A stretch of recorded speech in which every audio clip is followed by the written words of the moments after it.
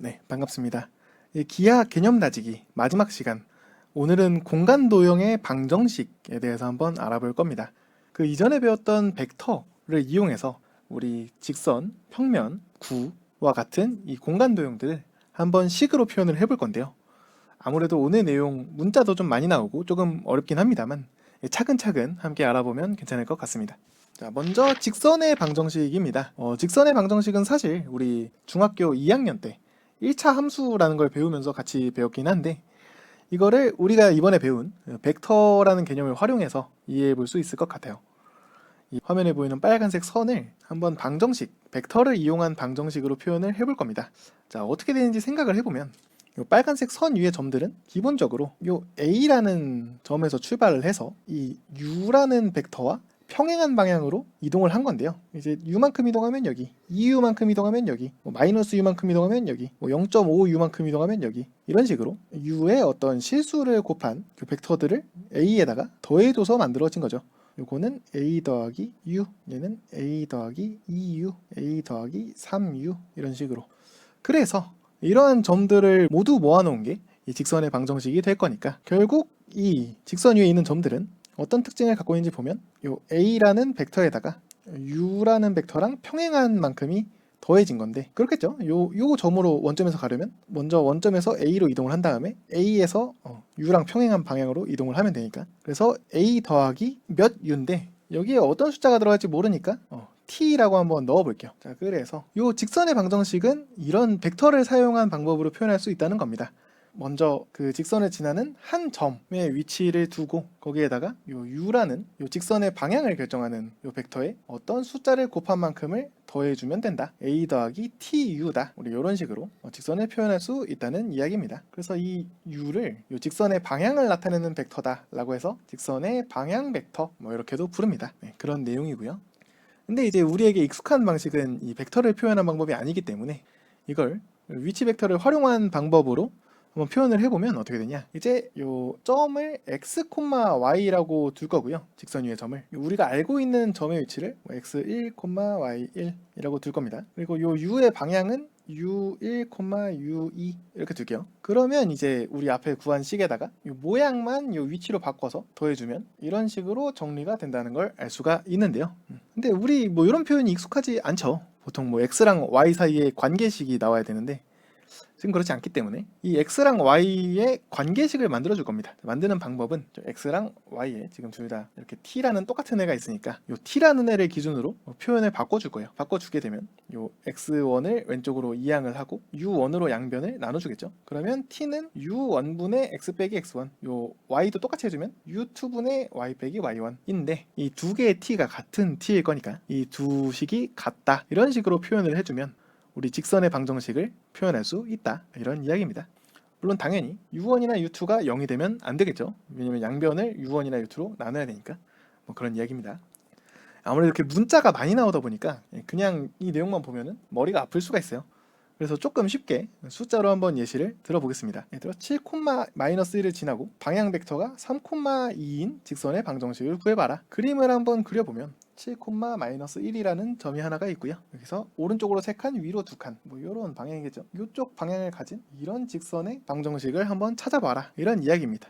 계산하는 방법은 일단은 앞에 본 것처럼 이 방향 벡터가 분모로 들어갑니다. 방향 벡터가 분모로 들어가고 이 점의 좌표는 빼기로 들어갑니다. 다시 말해서 지금 방향이 3, 2니까 3분의 2분의 일단 이렇게 들어갈 거고요. 7,-1을 지나니까 x는 빼기 7, y는 마이너스 1을 빼니까 더하기 1 이런 식으로 표현해주면 직선을 바로 표현할 수 있다는 뜻이죠. 자, 여기서 똑똑한 친구들은 만약에 u1이나 u2가 0이 되면 어떡하나요? 이런 질문을 할 수가 있어요.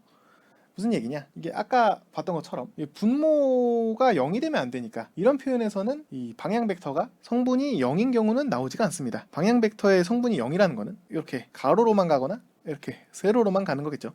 근데 이 표현 방법은 이미 여러분들 중학교 2학년 때 배운 적이 있습니다. 예를 들어 7,-1을 지나고 방향 벡터가 마이너스 2,0이다 생각을 해보면 초록색으로 표현해 볼게요. 방향 벡터가 마이너스 2,0이라는 거는 이렇게 왼쪽으로 2칸 간다는 이야기죠. 다시 말해서 이 초록색 선의 방정식을 구하라는 뜻이 됩니다. 근데 이 선의 특징을 생각해 보면은 0, -1, 1, 2, 2, -1, 3, -1 이런 식으로 가거든요. 그래서 이 친구들의 특징은 y좌표가 다 -1이다. 그래서 고민할 필요 없이 그냥 y는 -1 이런 식으로 단순하게 표현할 수 있다는 겁니다. 만약에 요 위로 올라가는 벡터였다면 뭐 x는 7 이런 식으로 나왔겠죠. 그래서 만약에 방향 벡터의 성분이 0이 되는 게 있을 때는 우리 중학교 때 배운 방식을 쓰면 된다. 뭐 이런 이야기까지 같이 할 수 있을 것 같습니다. 이게 2차원에서만 되는 얘기가 아니라 3차원에서도 똑같습니다. 그래서 만약에 x, y, z 이렇게 성분이 3개일 때는 똑같이 방향 벡터분의 x 빼기 x1, y 빼기 y1, z 빼기 z1 이렇게 여러 개의 등호를 활용해서 표현할 수 있다. 그런 이야기입니다.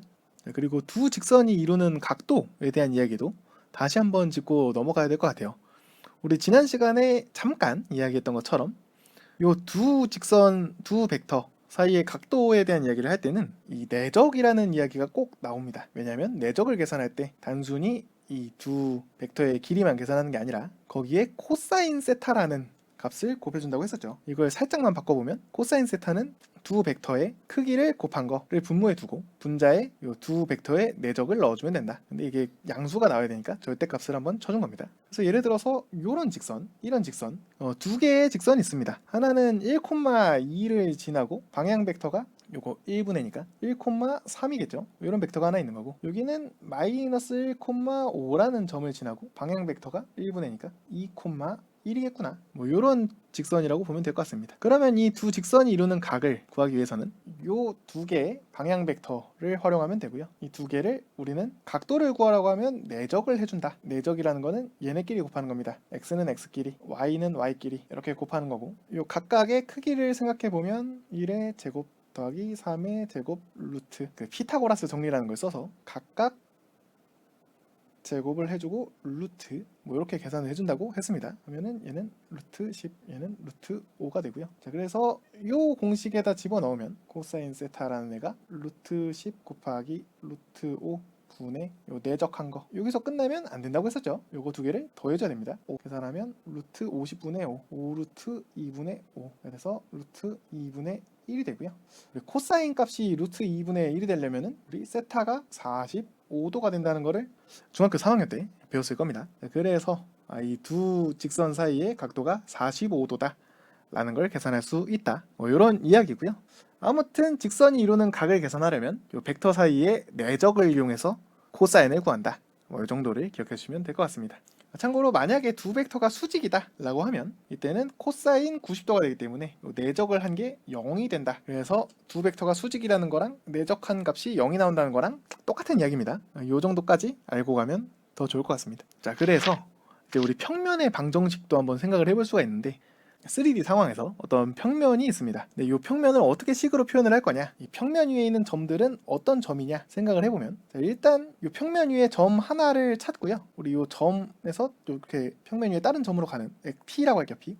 이 P라는 점으로 가는 이 벡터를 한번 계산을 해봅시다. 어떤 걸 알 수가 있냐? 이 평면에는 항상 이 평면과 수직한 어떤 직선이 하나가 있어요. 평면과 이렇게 수직으로 만나게 되는 이런 벡터가 하나 있을 겁니다. 자, 그러면 우리 앞에서 공간 도형 단원에서 어떤 이야기를 했냐? 이 평면 위에 어떻게 선을 그어도 반드시 이 벡터와 이 직선과 수직이 된다 이런 이야기를 했습니다. 그래서 우리는 어떤 이야기를 할 수 있냐? 이 평면 위에 근 요 벡터는 요 두 벡터 사이에 빼기로 표현할 수 있다고 했습니다. 도착점의 위치 벡터 빼기 시작점의 위치 벡터 뭐 이렇게. 그래서 이렇게 벡터를 만들 수가 있는데 얘의 특징은 요 어떠한 벡터랑 항상 수직이 된다, 직각이 된다 라는 얘기입니다. 근데 우리 방금 전에 했던 얘기가 두 벡터가 직각이다 라는 얘기랑 내적을 하면 0이 나온다 라는 얘기랑 똑같다고 했죠. 그래서 요 수직인 벡터를 n이라고 두면 우리 이 평면 위에 있는 벡터 이거를 P 빼기 A, A에서 P로 가는 화살표죠 라고 표현을 하고 근데 얘는 요 N이라는 벡터랑 내적을 하면 0이 될 수밖에 없다. 왜냐? 수직이기 때문에 뭐 이런 식으로 표현을 할 수가 있다는 겁니다. 좀 어렵죠? 그래서 이 항상 이 평면에 수직이 되는 이 벡터는 법선 벡터라고 불러요. 법선이라는 게 이제 직각이다 이런 식으로 생각해 주시면 될 것 같습니다. 자, 그래서 우리 이렇게 벡터로 표현할 수도 있지만 이거를 우리가 알고 있는 식으로 표현할 수도 있을 겁니다. 그래서 이 점들에 다 좌표를 붙여봤어요. 위치 벡터로 표현을 한 거죠. 이런 식으로 다 벡터를 넣고 한번 생각을 해보면 결국 이 화살표는 x, y, z에서 각각 요 점의 x좌표, y좌표, z좌표를 뺀 모양이 나올 거고요. 그거랑 요 우리가 알고 있는 요 법선 벡터랑 내적한 값이 0이다. 내적이라는 건 결국 요렇게 곱해서 더하는 거니까 이렇게 곱한 값 더하면 0이다. 이런 식으로 표현이 가능하다는 이야기입니다. 가볍게 알고 넘어가면 될 것 같고요. 참고로 이거 조금 정리하면은 ax 더하기 by 더하기 cz 하고 나머지는 숫자이기 때문에 뭐 ax 더하기 by 더하기 cz 더하기 뭐 d는 0 이런 식으로 x, y, z가 더하기로 연결된 식으로 정리할 수가 있습니다. 그래서 이제 우리가 어떤 식을 봤는데 뭐 x, y, z가 이렇게 더하기나 빼기로만 연결돼 있으면 아 이거는 모양이 평면이겠구나. a, b, c라는 이런 거를 알 수가 있다. 뭐 이런 내용까지 담고 있습니다. 그래서 예를 들어서 2, 0,1에 지나고 7, 1,-4의 수직인 평면의 방정식을 구해봐라 라고 하면 요 위에 있는 점 뭐 x, y, z가 있겠죠. 얘는 어떤 특징이 있냐? 자, 일단은 평면 위에 화살표인데요. 얘네는 x, y, z도 지나지만 2, 0,-1도 지나겠죠. 그래서 요 두 개를 빼면 요 평면 위에 화살표가 됩니다. 요 빼는 순서는 큰 상관은 없어요. 우리는 계산하기 편하게 x에서 숫자를 빼겠습니다. 그래서 x 빼기 2, y 빼기 0, y죠. z 빼기 마이너스 1, z 더하기 1 이렇게 만들어주면은 이게 요 평면에 위에 있는 어떤 화살표라고 할 수가 있는데 벡터라고 할 수가 있는데 근데 요 벡터의 수직이기 때문에 7, 1,-4 얘랑 내적을 하면 0이 된다. 이렇게 식을 세울 수가 있다는 겁니다. 내적이라는 거는 각각 곱해서 더한다는 뜻이니까 7 x 빼기 2 더하기 1 y 더하기 마이너스 4 z 플러스 1은 0 이런 식으로 표현을 해줄 수가 있다는 겁니다. 물론 뭐 숫자를 좀 더 정리해주고 싶다고 하면은 괄호를 풀고 뭐 남은 숫자 마이너스 14 빼기 4에서 이런 식으로 더 정리도 해줄 수는 있습니다. 자, 이런 식으로 우리는 평면의 방정식을 표현할 수가 있다 이런 이야기입니다. 자, 마지막으로 구의 방정식인데요. 사실 이건 여러분들 알고 있는 원의 방정식이랑 비슷하긴 합니다. 한번 가볍게 설명을 해보면 요 A라는 점이 구의 중심이고 요 반지름이 R인 이 구의 방정식을 한번 표현을 한다고 하면은 일단 우리 요 벡터를 생각해 볼 수 있을 것 같습니다. 요 P 구위의 점 P로 요 원의 중심에서 이렇게 뻗어가는 화살표 요거는 P 빼기 A 이렇게 표현을 할 수가 있을 거고요. 우리가 알고 있는 정보는 이 P 빼기 A의 길이가 뭐 크기가 R이다 라는 걸 알 수가 있습니다. 근데 이걸 어떤 식으로 우리 표현을 할 수 있냐면요. 이게 벡터에서 크기만 뽑아내는 방법인데 우리 계산을 할 때 뭐 제곱해서 더하고 루트를 씌웠잖아요. 그래서 루트를 없애주기 위해서 P 빼기 A를 제곱을 합니다. 그러면 이 길이도 R 제곱이 되겠죠. 그래서 우리 이런 식으로 표현을 하면은 P 빼기 A의 길이가 R이구나 라는 표현으로 이해해주면 됩니다. 그래서 이렇게 표현을 할 수가 있고 그럼 결국 P 빼기 A 곱하기 P 빼기 A 곱하기라는 건 내적이죠. 이렇게 계산한 게 R 제곱이라는 거니까 이런 식으로 표현을 할 수가 있다 하는 이야기입니다. 이것도 이제 우리가 알고 있는 방정식으로 표현을 해보면은 결국 요 P 빼기 A는 X 빼기 X1, 뭐 Y 빼기 Y1, Z 빼기 Z1인데 이거를 두 번 이렇게 놓고 내적을 한 게 R제곱이 된다는 거니까 결론은 X 빼기 X1의 제곱, Y 빼기 Y1의 제곱, Z 빼기 Z1의 제곱 해서 더해주면 R제곱이 된다. 뭐 이런 이야기입니다. 우리 앞에서 배웠던 원의 방정식이랑 모양이 똑같죠. 이 Z라는 성분이 하나 추가됐을 뿐입니다. 자, 그래서 우리가 알고 있는 이 구의 방정식 그리고 원의 방정식 같은 게 사실은 이런 벡터의 길이를 구하는 벡터의 크기를 구하는 원리로 만들어졌다. 그렇구나 정도로 이해하면 될 것 같습니다. 네, 오늘 내용이 좀 어려웠죠. 여기까지 해서 기하 개념 다지기 5번째 시간까지 마무리가 됐습니다. 아무래도 이 기하 단원이 조금 어려운 면은 있지만 굉장히 많은 분야에서 활용되는 과목이다 보니까 이 영상 보시면서 조금이라도 도움이 됐기를 바랍니다. 감사합니다.